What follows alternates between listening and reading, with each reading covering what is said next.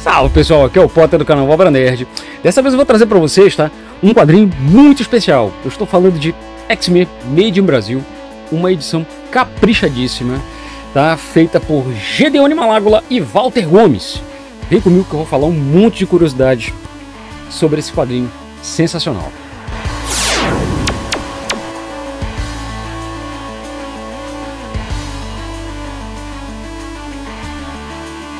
E como não poderia deixar de ser, eu já peço logo, né, um lembrete para vocês já se inscreverem no canal, caso ainda não esteja inscrito, né, deixem um like e ativem o sino para receber notificações sempre de vídeos bacanudos que a gente sempre procura trazer com muito carinho para todos vocês. Querem ajudar o canal também? Adquira os quadrinhos resenhados aqui no canal, que a gente sempre procura achar uns links com preços bem bacanudos no site da Amazon, e a gente deixa o link na descrição aí.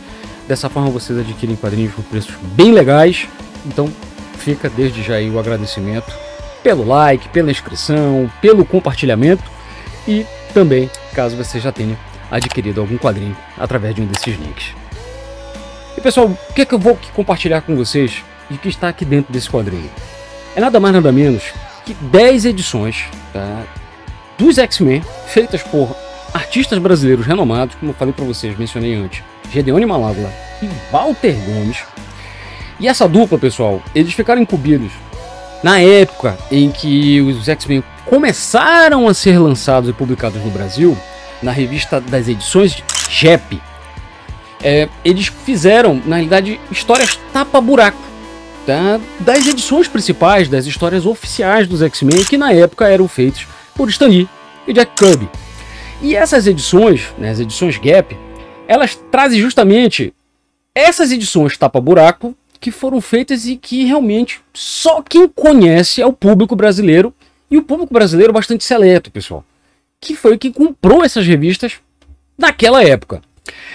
E é justamente isso que a editora Criativo, né, vem compensar, né, justamente trazendo essas edições compiladinhas, sabe, bem editadas, arrumadinhas, numa edição caprichadíssima nesse graphic book que a editora Criativo tá trazendo agora, né? É uma reedição, tá, pessoal?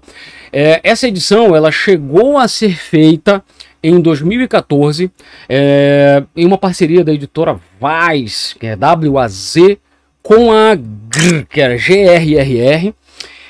Editora GRR essa, que hoje ela trabalha nessa edição aqui, vamos dizer assim, ela participa como uma co-editora, vamos dizer assim, né? Pois ela traz as mesmas edições que estavam naquela edição de 2014, com um plus a mais, com o perdão do pleonasmo, de trazer, além de uma introdução bacanuda, né, cheia de informação bacanuda, de Roberto Guedes, né, que é um escritor, né, um pesquisador especializado em quadrinhos.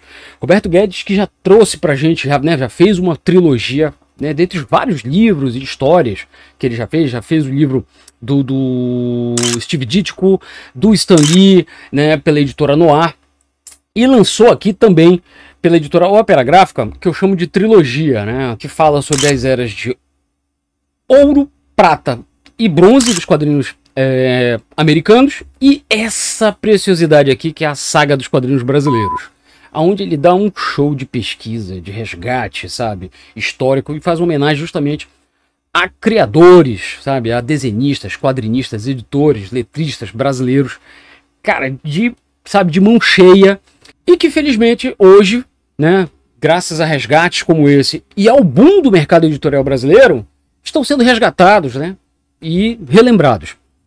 Então fica a dica de leitura aqui, pessoal. Roberto Guedes aqui, esse livro ainda é fácil de vocês acharem, tá? Nos sebos e lojas, né, livrarias virtuais do ramo. E fica também aqui vamos dizer assim, mais uma lembrança, uma memória, que é impossível a gente falar justamente de X-Men Made in Brasil sem falar justamente dessas duas figuras, né? Gedeone Malágula e Walter Gomes. Gedeone Malágula, que volta a falar, os dois, tanto Gedeone quanto Walter, são, né, muito bem aqui mencionados, né, na saga dos super-heróis, pois eles participaram, pessoal, do que o próprio Roberto Guedes ele fala de a era de ouro dos super-heróis brasileiros. Pois Gedeone, ele fez, né, o Homem-Lua, fez o Raio Negro, né, fez vários outros personagens em várias outras editoras, teve oportunidade, quer seja no roteiro, quer seja desenhando. Walter Gomes, pessoal, foi o grande desenhista dessas histórias, tá? Que fazem parte desse compilado.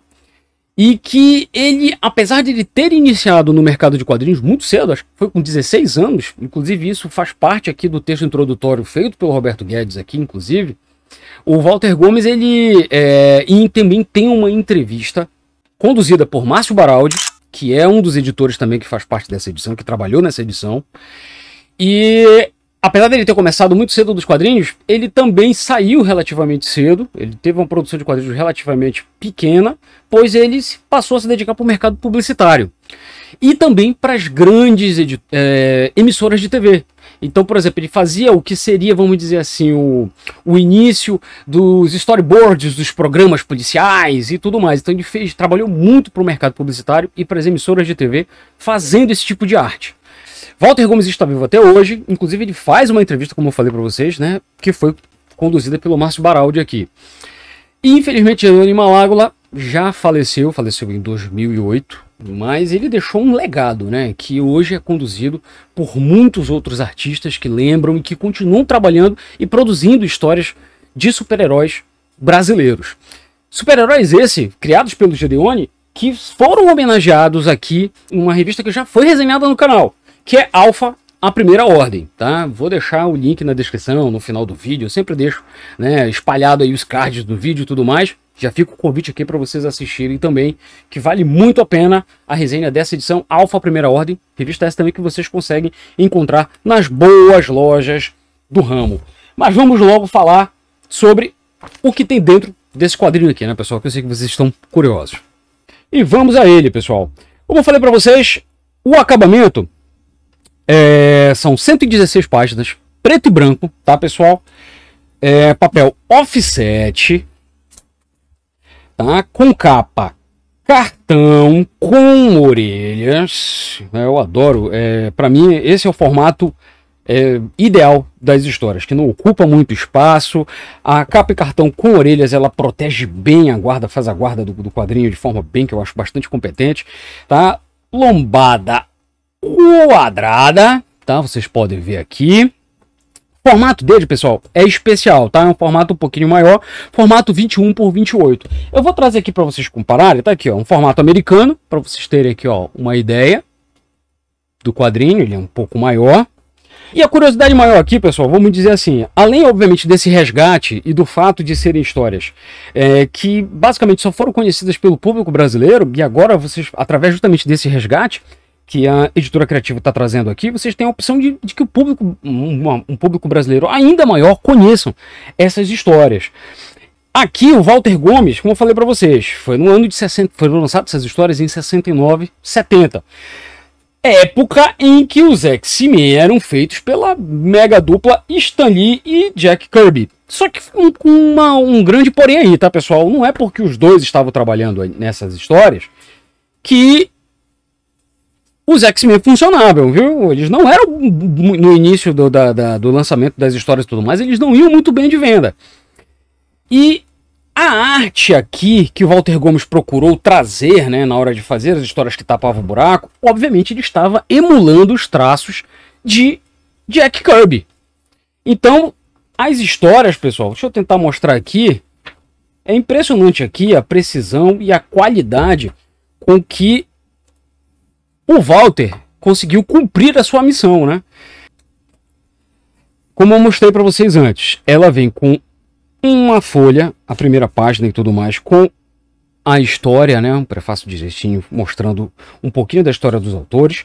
Vem com um texto introdutório de Roberto Guedes. Roberto Guedes sempre, sabe, com riqueza de detalhes, de informações, curiosidades sobre o resgate, o momento em que estavam, né, sendo lançadas essas edições Gap.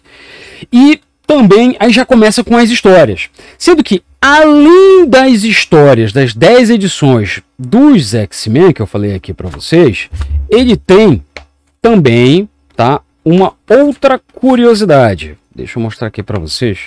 Ele vem com uma entrevista, tá, conduzida aqui pelo Márcio Baraldi, com Walter Gomes, falando sobre a época, como foi o início da carreira dele, e traz também, pessoal, 3 histórias a mais, tá? Também naquela categoria de tapa-buraco, que foram feitas do personagem Nick Fury, e que também são desconhecidas do grande público, né? Foram feitas, inclusive, exclusivamente para o mercado brasileiro.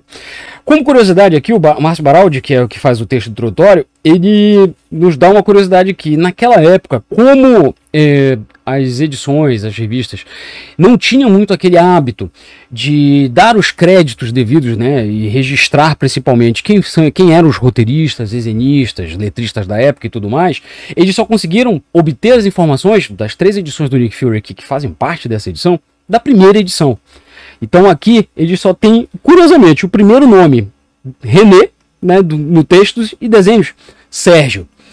Ou seja, e as outras eles não têm mais o registro de quem foi que fez as edições e tudo mais. Mas aqui também fica clara aqui a competência dos desenhistas e roteiristas, pois eles fazem histórias realmente com aquela mesma pegada das histórias de espionagem, né, do Nick Fury, né, e que naquela época também emulavam as histórias do 007, onde o Nick Fury sempre, né, acabava com um beijo da mocinha que era salva no final. Mas voltando às histórias dos X-Men, vamos falar aqui sobre algumas delas. E que nesse caso, como eram histórias, vamos dizer assim, que hoje, né, o termo conhecido, eram fillers, né, era apenas para preencher as histórias, as páginas das histórias, vamos dizer assim, originais, né, feitas pela dupla de Stan Lee e Jack Kirby, eles não tinham muito compromisso com a cronologia específica dos X-Men e, obviamente, né, eram histórias basicamente autocontidas. Elas tinham que ter início, meio e fim dentro delas e de forma que não atrapalhassem a cronologia oficial. Então nós temos aqui histórias, não necessariamente dos X-Men, juntos, algumas vezes era apenas um X-Men, nesse caso aqui a primeira história é a história do Fera, né, numa aventura na África. Algumas histórias curiosas, como eles não tinham ainda uma periodicidade, né, eles não tinham noção ainda de como as histórias dos X-Men eram padronizadas, uma coisa que eu achei interessante é que em determinado momento aqui, o Ciclope ele assume a liderança dos X-Men, mas não necessariamente ele passa a ser um líder de campo, né, das aventuras, ele não participa ativamente dos embates, né, dos X-Men. Coisa que a gente sabe que nas histórias oficiais sempre aconteceram, né? O Ciclope sempre foi líder dos X-Men, mas não apenas um líder tático, mas um líder de campo. Ele sempre participou ativamente das batalhas. Coisa que a gente não percebe nessas edições aqui. Edições essas que tem muito, sabe, daquela pegada nostálgica da década de 60, 70. A linguagem é uma delícia você ler, sabe, e rememorar, mostrar aqui o Ciclope com a Jean, sabe, flertando e ele achando ela um broto. É muito engraçado isso, pessoal. Então tinham coisas e tinham situações totalmente inusitadas, como você ver a Jean Grey participando de uma corrida de Fórmula 1, basicamente, X-Men, corrida complicada. Então, tem coisas assim, são situações, histórias que tem aquela coisa, aquele clima, aquela pegada ingênua, pueril até, né? Vamos dizer, usar o termo antigo também, né? Já acho que aqui nesse caso é apropriado. Com uma arte sempre competente e muito similar à do Jack Kirby, pessoal. Aqui, não, né? A imagem aqui que eu estou mostrando para vocês não me deixa mentir. E volto a falar para vocês, aquela coisa do Ciclope como um líder tático que não se envolvia diretamente nas batalhas. E o Gedeone aqui, ele criou inimigos, sinceramente, surreais aqui. Que não necessariamente os X-Men eles enfrentavam mutantes, a Irmandade de Mutantes na época, ou os Vingadores, ou alguma coisa do tipo. Nessa edição aqui, eles enfrentam, por exemplo, o Octopus. Não confundir com o Dr. Octopus. Mas aqui, um ser, né, com vários braços e tudo mais, e poderes também diversos. Ou então, por exemplo, com uma aventura do Anjo e do Fera entrando numa casa assombrada, e onde eles assombram, na realidade, uma dupla de vigaristas aqui que estava querendo invadir uma casa e tomar ela para si. Ou então, os X-Men numa aventura indo parar em um lugar insólito, né? Como Júpiter. E mostra aqui que os X-Men tem nave que leva eles para outros planetas. Tem uma história aqui que eu preciso mostrar para vocês. Essa aqui vale muito a pena mostrar para vocês. Vou mostrar a falta de compromisso que eles tinham e a falta de, vamos dizer assim, da percepção de que o universo Marvel naquela época ele já era uma coisa um pouquinho mais coesa. Tem uma história aqui, pessoal, que quando os X-Men enfrentam o Thor o Viking. Sendo que aqui, pessoal, de alguma forma, ele simplesmente já mostra o Thor sendo descongelado, ele acorda, né, no nosso mundo, enfrenta os X-Men, né, numa batalha ferrenha aqui, e ele consegue derrotar todos os X-Men com muita luta, muita estratégia. Os X-Men conseguem reverter a situação na luta dele.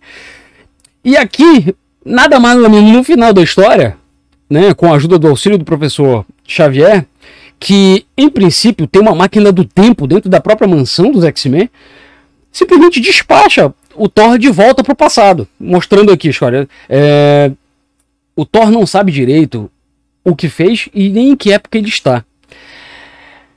Aqui ele se sentiria deslocado. Então o professor X mandou colocá-lo na máquina do tempo e enviá-lo ao passado no tempo dos Vikings. Enfiar o babau aqui pro Thor, de volta pro passado.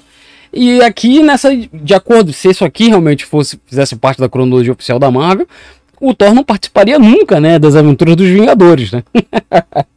Enfim, como eu falei para vocês, fica aquela coisa da nostalgia para todo fã, né, quem é fã dos X-Men, tá acompanhando o relançamento, né, da saga dos X-Men e as edições históricas agora que a Panini tá trazendo da Marvel.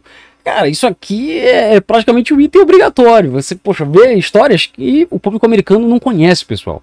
E que mesmo que não tenham esse compromisso com a cronologia oficial, eles não deixam de ter a sua qualidade, né, nos seus roteiros, na inventividade dos seus roteiros, na qualidade da sua arte. Walter Groves dá um show, né, de narrativa aqui, e que não deixa de ter a sua curiosidade aqui, né, de um resgate histórico, da gente, poxa, prestigiar grandes artistas que, né, hoje merecem a devida deferência e não devem, né, nunca ser esquecidos, pois eles abriram os caminhos para os grandes artistas, né, que hoje, né, estão lançando quadrinhos aí e que tem, né, sempre um lugar, né, na nossa lembrança e por tabela dos nossos corações. Fica aqui a indicação de leitura. Eu acho que para quem é fã de quadrinhos, quer saber um pouquinho mais da história dos quadrinhos produzidos no Brasil e tudo mais, isso aqui é um item obrigatório, pessoal. Então, fica a dica de leitura. Espero que vocês tenham gostado do vídeo. Se já leram quadrinhos, já tiveram acesso àquela edição de 2014 e tudo mais, poxa, deixem nos comentários o que vocês mais gostam, o que é que vocês não gostam. E, né, obviamente, se inscreva no canal, né? Sempre lembrando para deixar o like, compartilhar. Fazendo isso vocês estão, poxa, né, prestigiando o nosso trabalho, cara, de forma muito bacana, aumentando a relevância do canal aí para as outras pessoas e fazendo ele ficar cada vez mais conhecido.